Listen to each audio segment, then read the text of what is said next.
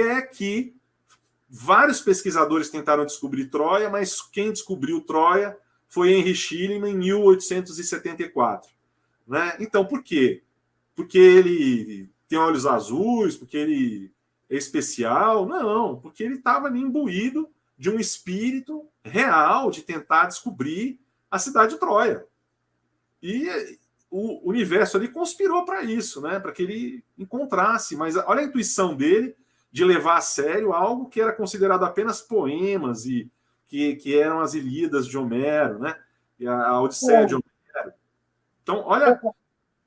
Essa relação, ela me fascina muito, e eu acho que a gente tem que começar a dar valor a isso no Brasil, assim.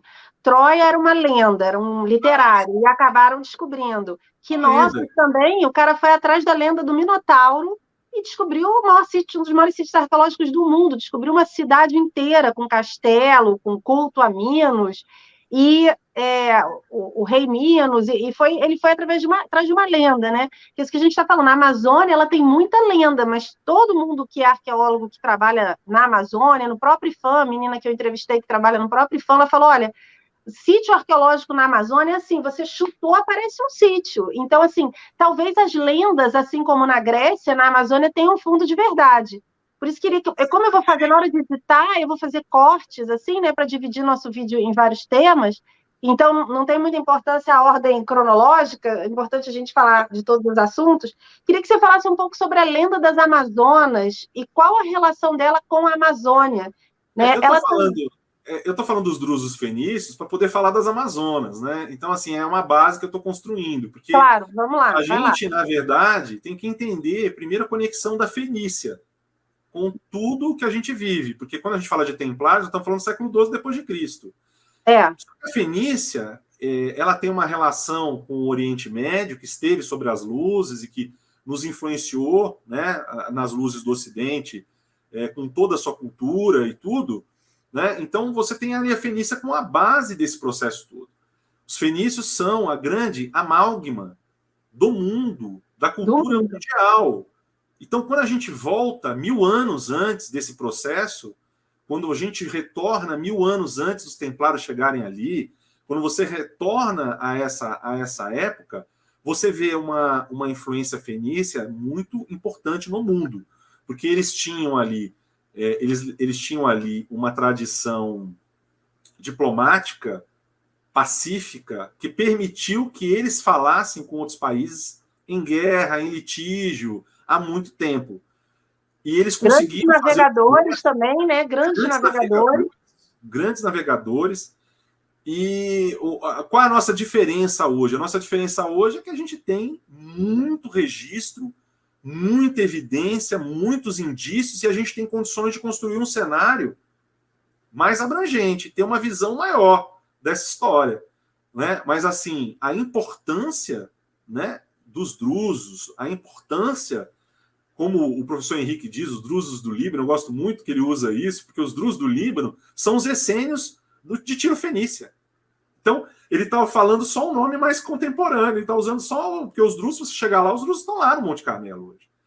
Quando você pega, por exemplo, o trabalho científico que foi feito, nós temos a obra da Bárbara Frale, que investigou, por exemplo, que fez um estudo grande, né, que registrou um estudo grande feito também sobre o manto de Turim. Mas quando nós pegamos os estudos científicos feitos no manto de Turim, que quem não sabe, o manto de Turim é o manto encontrado por Maria de Magdala no túmulo de Jesus, né? E aí eles encontram, eles conseguem fazer um mapeamento de DNA do manto de Turim que leva aonde? Ao Monte Carmelo. Então, o final dos essênios. Então, o final da pesquisa feita em cima do manto de Turim leva aos essênios. O que eu estou dizendo para vocês, pessoal? Os registros e as evidências, né, Patrícia, acontecem de maneira dinâmica. E eles vêm de lugares que muitas vezes nós não esperamos. Muitas vezes você vai estar estudando sobre um assunto desconexo a esse, que vai te trazer uma sinapse vital, importante, que vai confirmar a sua teoria. Então, a nossa teoria, a minha teoria, pelo menos assim, eu tenho essa tese, digamos assim, que as Amazonas e aí eu agora vou entrar um pouquinho no que você me perguntou, né? Que as Amazonas fizeram parte do Império do Brasil, né? Que foi por meio delas que houve esse contato do mundo do Meio Oriente com o Brasil. E aí nós temos o contato que se deu, que se dava da aliança que tinha Salomão com o Irão, da Fenícia, Fenício. de como é que se fala? Do rei Davi, também com os fenícios. Então, essa tradição que nós temos de 1000 anos, aí sim, né, de 1000 anos antes do que a gente está falando aqui dos templários, né, 1000 antes de Cristo, por volta disso, nós temos essa relação que se dá. E um pouco antes, que a gente aí estaria falando do século XII, XIII, do período da Guerra de Troia, a Guerra de Troia, que fica onde, próximo ali de Constantinopla, na Turquia, onde Henry Schliemann descobre, né, que Troia foi real e que está na Turquia ali. E ali, então, é muito importante que a gente entenda essa relação, porque nós temos os registros feitos pelo professor Ludwig Schoenhagen em 1928 de que as Amazonas estiveram no Brasil, que as Amazonas estavam no Brasil. Tem registro de que as Amazonas que deram o nome de Amazonas ao Brasil. O Brasil provavelmente se chamava Amazonas, né? O Brasil talvez fosse toda a América do Sul. Então nós não temos noção, porque não existia, né, essa visão que nós temos de visão geográfica moderna, né? Nós temos que pensar... Só para a gente fazer uma breve linha do tempo aqui, né? Só situar aqui os fenícios, né? Os fenícios que ajudaram Salomão a navegar até as minas de Ofir, que depois a gente fala disso, e eles também ajudaram na construção do templo, porque eles também eram grandes construtores, né? Depois os fenícios, que você vai falar ali com os essênios, que estão ali no Monte Carmelo. Os essênios... São todos descendentes.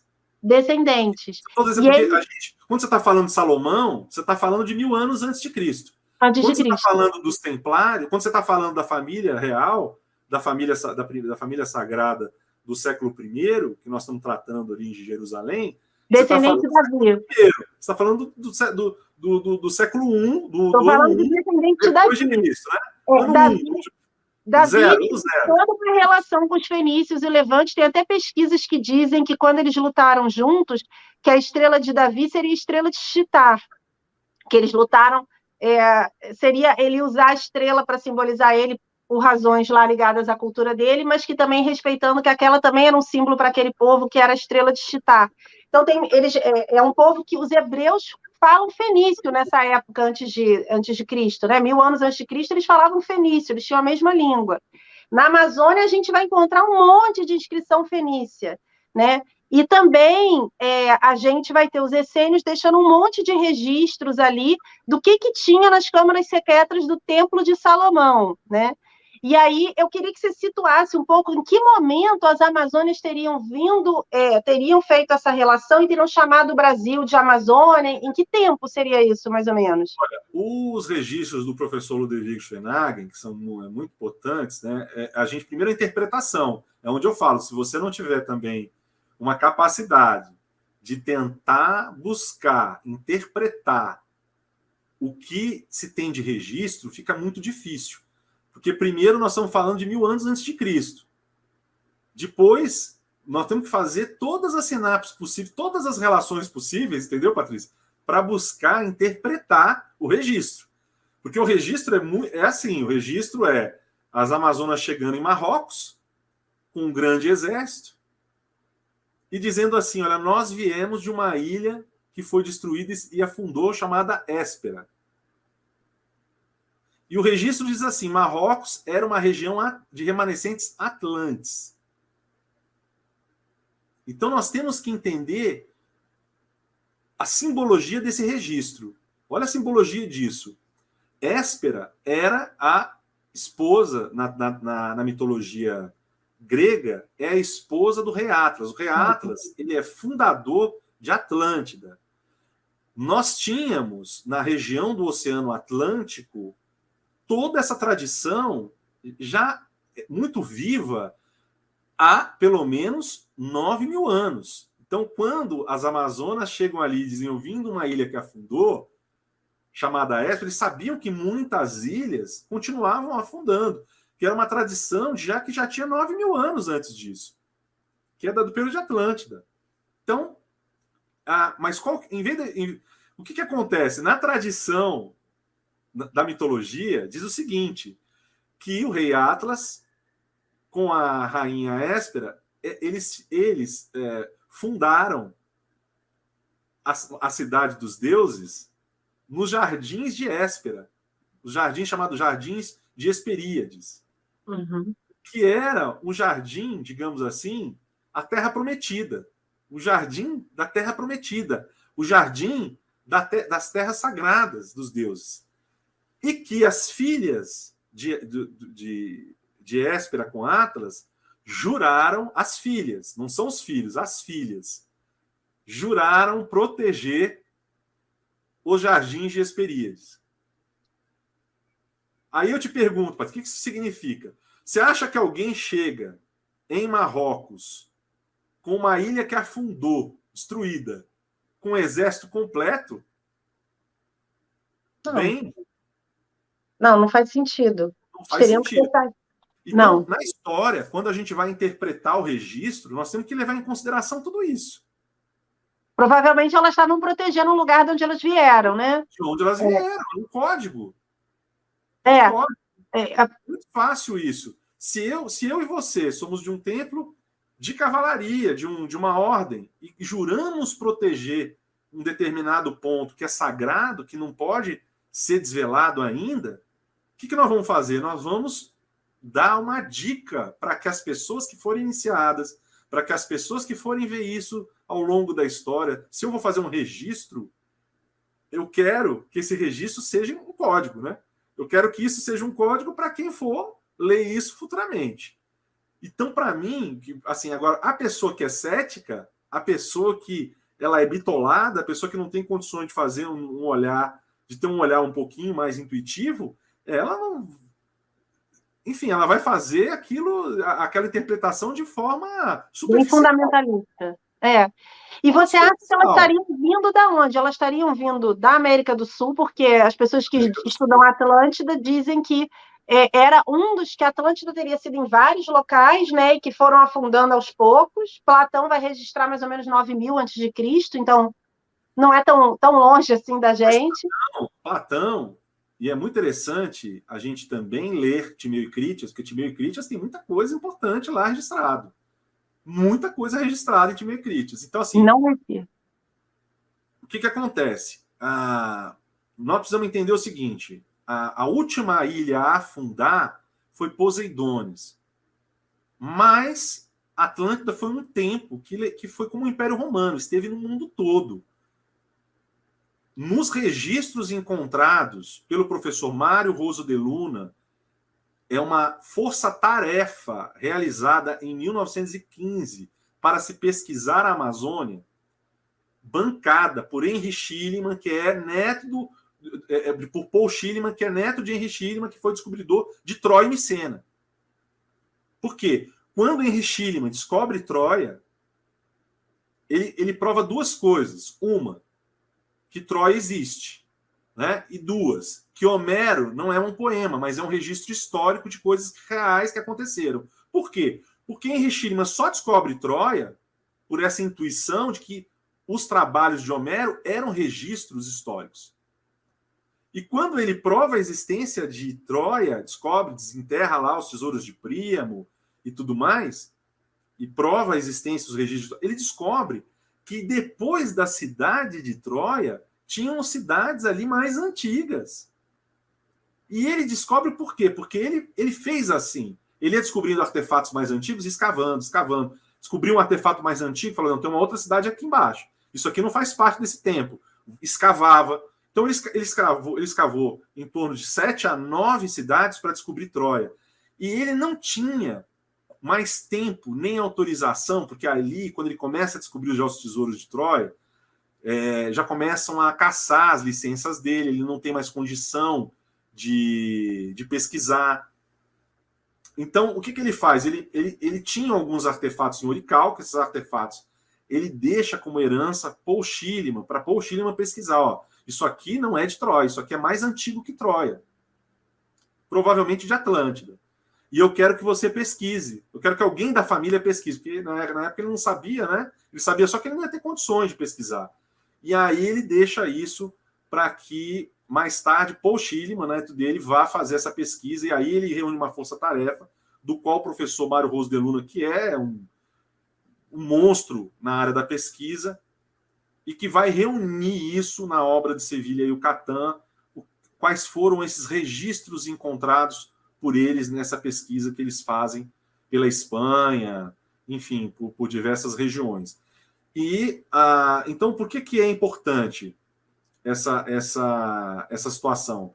Nós temos um registro que trazido por um registro do bispo Moria Montano, que no século XVI fez uma tradução, talvez seja a tradução mais importante bíblica, e ele fala o seguinte, que existe uma tradição que era passada de bispos a bispos, que falava sobre a origem da colonização da humanidade, e era marcada justamente por Ísis. Então ele falava assim, olha, Ísis colonizava a Alexandria, foi praticamente Ísis com Jeová, colonizavam essa região do Mediterrâneo, e a filha deles, que é Leucipa, vai se casar com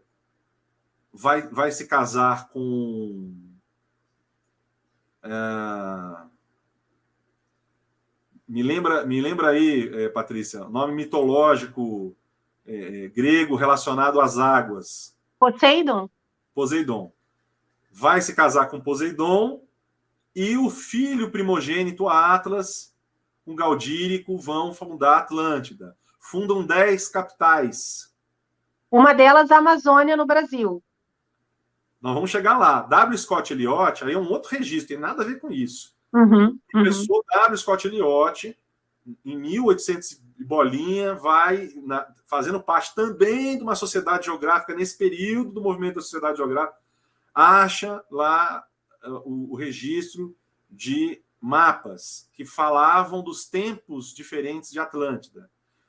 E nesses registros, que está na obra dele, a lenda de Lemúria e Atlântida, e depois também Atlântida e Lemúria, ele tem algumas obras escritas com esse tema. Vocês vão achar os mapas, né? Então, nesses mapas, nesse registro que ele faz, se a gente cruzar com o nosso, nós vamos ver que a capital mais importante do período imenso, que foi o período da Atlântida, estava entre Salvador e o Maranhão. Digamos assim, nessa região que pode região ser... onde se perdeu o Coronel Fawcett, né? Entre Salvador e Maranhão, onde se perdeu o Coronel Fawcett. Onde se perdeu o Coronel Fawcett. E aonde pode se localizar, justamente ali, né, na Amazônia, as cidades de ouro. Então, o registro é o único registro que W. Scott Eliot faz. Ele diz assim, esse aqui foi a maior capital da Atlântida no mundo, no período todo que compreendeu o período do Império Atlântico, que foi algo, pessoal, milenar, um negócio assim, de muito tempo. E ele fala o seguinte, que a capital mais importante foi aqui no Brasil. Então, assim, ele não fala foi no Brasil, ele traz os mapas da Haiti e Ruta, né, que são as ilhas que teriam afundado no Atlântico, mas obviamente, quer dizer, o Brasil faz parte, né, desses mapas ali, e pela localização que ele aponta do mapa, que ele revitaliza, provavelmente fica aqui no Brasil essa maior... Provavelmente não, está no Brasil, né? Seria, se a gente cruzando os mapas, é no Brasil a região da maior capital de Atlântida do mundo. Que existem outras capitais. Poseidones, por exemplo, era uma outra capital de Atlântida. Poseidones foi a última a fundar. Veja bem, por que a gente acha, os registros que apontam, por exemplo, que Poseidones, por exemplo, a última a fundar, fica ali no Olho de Richá, na África, né? Por quê? Por tudo isso. O registro, por exemplo, que a capital de Ísis foi justamente onde estão ali as bibliotecas de Alexandria. Se você olhar hoje no mapa do Google, você vai ver uma rosa. Então, a rosa e esse sagrado feminino, quer dizer, construído na pessoa de Ísis, né, muito próximos ali do olho de Richard, né, a capital. E se você for olhar pelos mapas do W. Scott Elliott, aquilo era água. A região onde está ali o olho da África hoje, né, a estrutura de Richard na África, era água. E por muito tempo foi água, e aquilo era uma ilha ali no meio. Então existe uma possibilidade gigante, hoje imagine, com satélite, com tudo, a gente confirmando essas evidências, né, Patrícia? Só a gente sendo muito, como eu falei, muito bitolado, assim, não querendo ver mesmo as coisas, né, e não conseguindo ligar os pontos. Vou fazer um adendo aqui, que eu sempre falo no canal que existe a história mística, que é a história que as religiões vão guardar, a história mítica, mitológica, e a história mundana, que é a que a gente vai estudar nas academias. Mas existe uma inter-relação entre essas histórias, e às vezes a história mística, né, tipo, essa aqui é a capital, que é Ísis, que ela vai se sobrepondo, às vezes, uma história a outra, e às vezes você seguindo um fio da meada de uma história mítica ou mística, você acaba chegando em dados arqueológicos ou históricos, né, como a gente falou aqui. Mas olha, esses registros, Patrícia, que eu estou falando aqui para você, foram registros assim, encontrados ao longo de uma vida de pesquisa. Você não acha isso, você não cai no seu colo, não. Entendeu? Isso que nós estamos fazendo, essa oportunidade aqui que a gente está tendo de fazer, essa linha do tempo. Outra coisa, pessoal, essa teoria, tá, das Amazonas fazerem parte do Império Brasileiro e terem influenciado ali esse Meio Oriente, isso é uma teoria minha. Eu estou fazendo isso hoje cruzando as informações do professor Ludwig Schwenagen, do professor Bernardo Ramos, porque hoje nós temos muito mais informação. Nós temos como fazer ter um olhar, digamos assim, mais holístico para tudo isso. Mas na época, o professor Ludwig Schwenagen achava que tinha aquele olhar bitolado e achava que as Amazonas saíram de alguma ilha mesmo pelo Mediterrâneo, entendeu? Não foi algo que veio do Brasil, tá? Mas só agora fazer uma pergunta bem louca aqui para você. Quem me acompanha aqui no canal, tem muitos vídeos sobre isso, é a minha pesquisa para meu próximo livro que se passa na Amazônia, né? A pesquisa da Jane Glassman que eu divulgo aqui no canal, de que eu já tenho isso como certo para mim, a pesquisa do Onfroy de Toron também, de que Salomão se junta a Irã de Tiro e os fenícios sabiam chegar ao Brasil. Então, que as minas de Ofir não são no Iêmen, elas são no Brasil. As minas de Ofir são as minas de Salomão na Bíblia, elas são no Brasil. Então, Salomão, não a pessoa de Salomão, mas os hebreus navegando junto com os fenícios, tiveram na Amazônia e tiveram nessas minas de Salomão, que são em algum local aí da Amazônia. O Freud Toron vai mergulhar muito numa pesquisa linguística de nomes de rios, para dizer onde é a localização das minas de Salomão na Amazônia, né? E então, vou te fazer uma pergunta bem doida relacionando as Amazonas e a Mesopotâmia, né? Como os hebreus estiveram aqui, e a Jane até ela vai falar até quando eles estiveram, como eles foram e voltaram, até que o momento, por que os últimos não conseguem voltar, por que acaba tendo tribos de homens brancos, e com tribos que também têm muita influência hebraica, que vai ser os Pesache, vão ser os Javaé, né, e algumas outras tribos relatadas por jesuítas, que já não existem mais, e também em outros locais fora do Brasil. Então, assim, os hebreus estiveram aqui.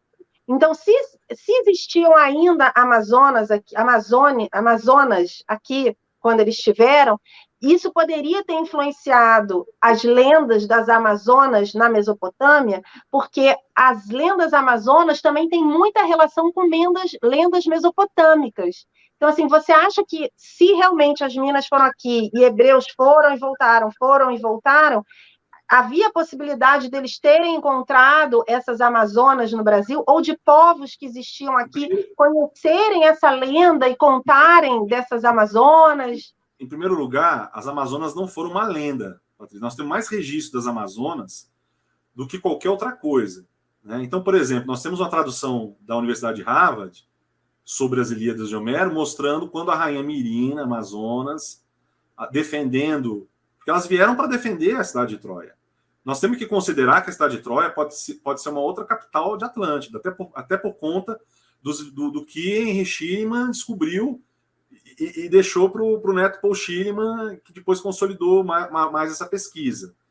Então, nós temos que considerar que elas vieram realmente em defesa de Troia.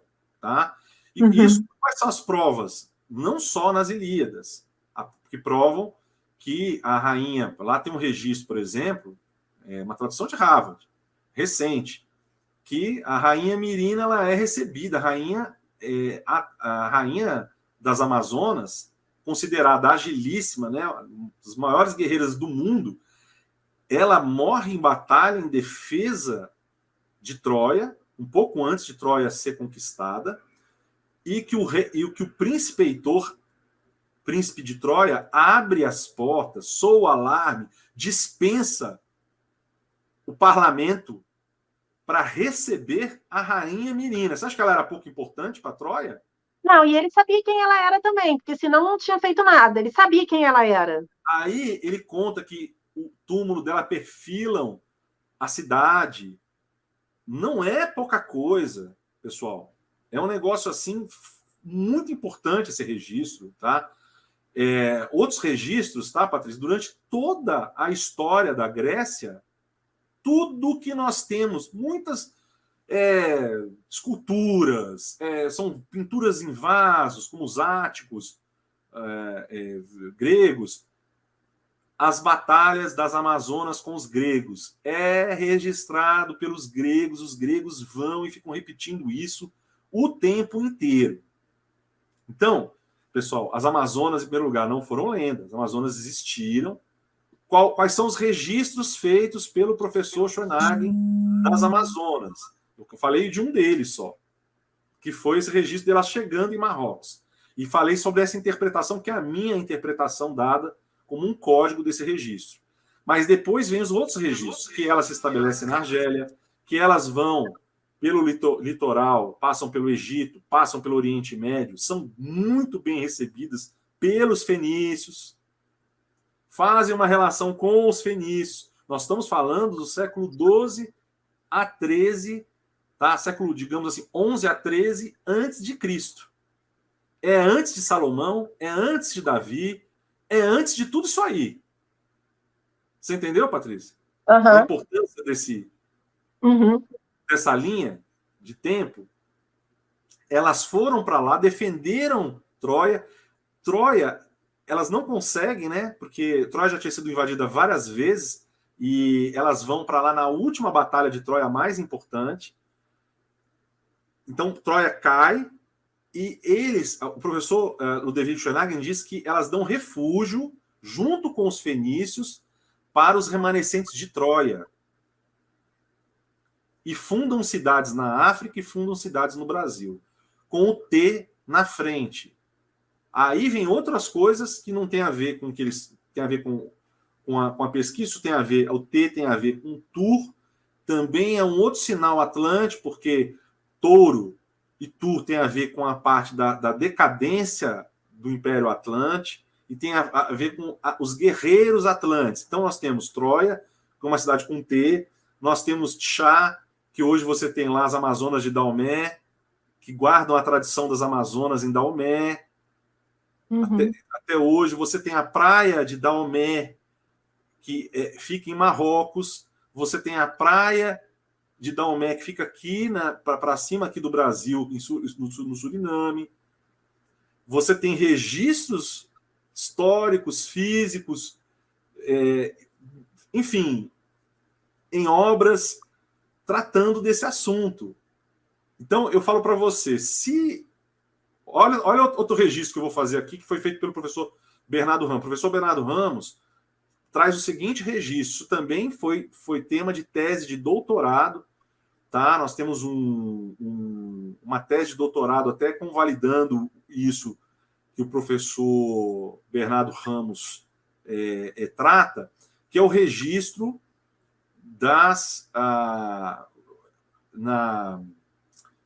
aqui no Estreito de Gibraltar, sendo protegido pelos fenícios. O Estreito de Gibraltar era protegido pelos fenícios. Para que ninguém passasse e chegasse no Brasil, né? Para que ninguém chegasse no Brasil. E eram, como é que se fala? Não deixavam passar dali. Então, essa coisa do Ofir, do fim do mundo, das terras que afundaram, etc, etc, etc, essa tradição é uma tradição de muito tempo. Quem tinha autorização para vir para o continente americano eram os fenícios. Mas ninguém tinha essa autorização. Agora você falou isso, assim, deu uma luz assim na minha cabeça, né? Que os fenícios tinham autorização para vir para o continente americano. Tem muitas inscrições fenícias, tem no Brasil inteiro, mas tem na Amazônia. Então, Solimões de Salomão, Patrícia, você pega a obra Inscrições Pré-Históricas no Brasil, do professor Bernardo, que é a obra monumental. Todos esses grandes pesquisadores do Brasil se baseiam na obra. Os maiores registros dele são na Amazônia, porque assim, o maior registro dele é no Morro da Gávea, que fala Baldesi, que vem de Tiro Fenícia para cá. Vem com a família real por volta do século 7 e 8 a.C. Tá? Para cá, Baldesi de Brasil, né? Não é de Terra Brasília, como é dado pelo novo Portugal em 1822, não. É Baldesi, a influência da família real fenícia no Brasil, que é registrado no Morro da Gávea, foi traduzido pelo professor Bernardo Ramos na obra dele, que é monumental, que traz registro do Brasil inteiro. E no Rio Solimões, o rio dado, não é, para o nome de Salomão, em homenagem nós temos que entender o seguinte: os fenícios, eles não tinham a tônica espiritual, a tônica religiosa. Essa tônica religiosa, ela estava sobre as luzes dos hebreus. Então você tem isso em Davi, você tem isso em Salomão. Essa tônica religiosa do mundo está com os hebreus. Os fenícios não tinham essa tônica. Os fenícios, qual era a tônica fenícia? O comércio, a navegação e a diplomacia. Eles se comunicavam com todo mundo, mesmo que tivesse em guerra, eles estavam ali fornecendo material, se comunicando e fazendo negócio. Mas eles eram extremamente leais. Então nós temos que entender esse processo. A influência hebraica no Brasil, para mim, é muito clara. Se os fenícios, como eles tinham já toda essa condição espiritual, devem ter recebido autorização para vir com os fenícios para cá. O Império Brasileiro permitiu isso na época e eles vieram. Tá? E aí você tem aí... E quem era o Império Brasileiro da época de Salomão e os Fenícios? Era esse império ligado aos reminiscentes da Atlântida? Para mim, ligado às Amazonas. Né? Ligado às Amazonas. É isso que na hora que você falou, acendeu uma luz assim, na minha cabeça. Eu falei que realmente, assim, para mim, já não interessa mais saber onde são as Minas de Salomão. Eu acho que está mais que claro que elas são, até se você analisar a própria Bíblia como um livro histórico, a Jane Glassman, que é uma pesquisadora fundadora do Departamento de Estudos Hebraicos da UERJ, da UFRJ, diz, pela Bíblia e pela Torá, no Brasil. Está claro que é no Brasil. Então, assim, para mim não interessa mais saber se é na Amazônia, acabou. Eu queria saber como é que... Eu fico me perguntando assim, como é que esses caras sabiam que essas minas existiam? Porque eles não saíram correndo pelo Brasil em busca de minas, eles vieram para as minas de Ofir. Né? Eles sabiam onde eles estavam indo. Quem fornecia o ouro para Salomão eram os fenícios. E os fenícios é que tinham autorização. Então, para mim, a minha teoria é que as Amazonas deram essa autorização para que eles viessem. Tá? E para que eles também guardassem, não deixassem também que ninguém viesse. E aí eles começam a fornecer esse ouro do mais gracioso, do ouro mais limpo das minas de Ofir, que começam a ser fornecidos para Salomão. Não só isso, outras madeira, outras coisas que eram que são muito relacionadas, inclusive na interpretação da Bíblia em Reis, em Números, que se relacionam a essa questão. Né? Então, mas nós temos que entender que quem faz essa ponte são os fenícios. Uhum. Tá? Tudo acontece por meio deles. Cada um com a sua tônica. Os hebreus tinham uma tônica religiosa muito forte. Nós temos que entender que o rei Salomão e o rei Davi foram líderes espirituais assim de um nível altíssimo.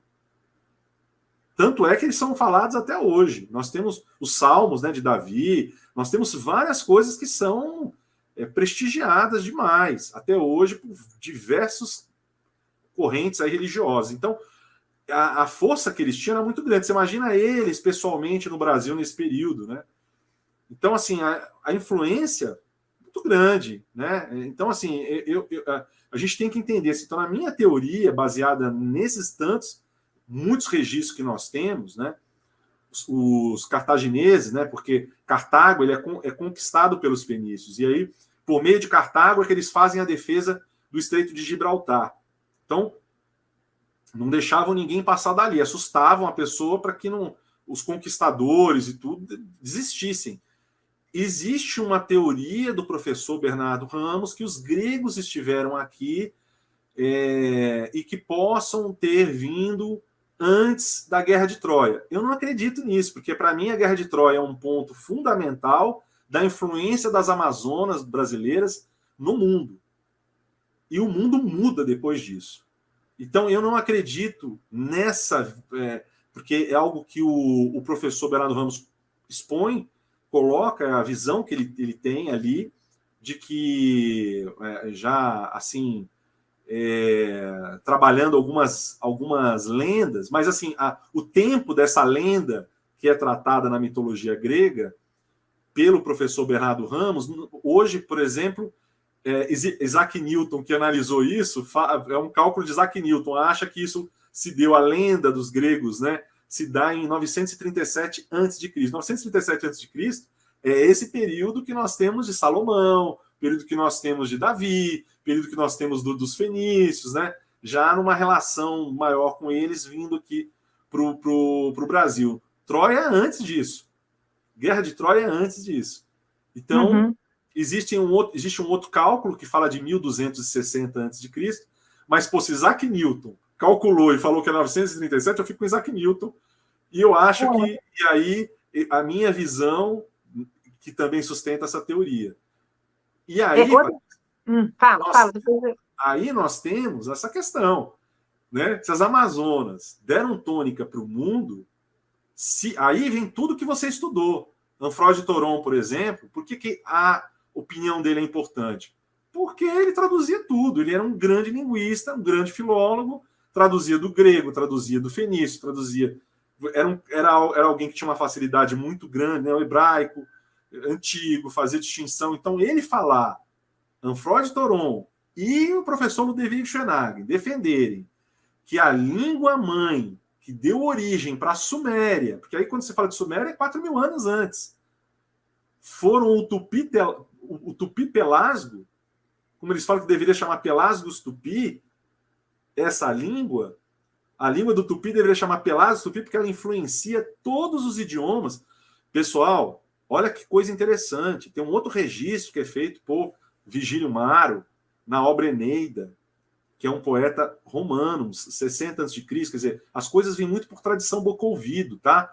Vigílio Maro vai dizer que quem influenciou os nativos romanos no idioma do latim foi Troia, e não foi a Grécia.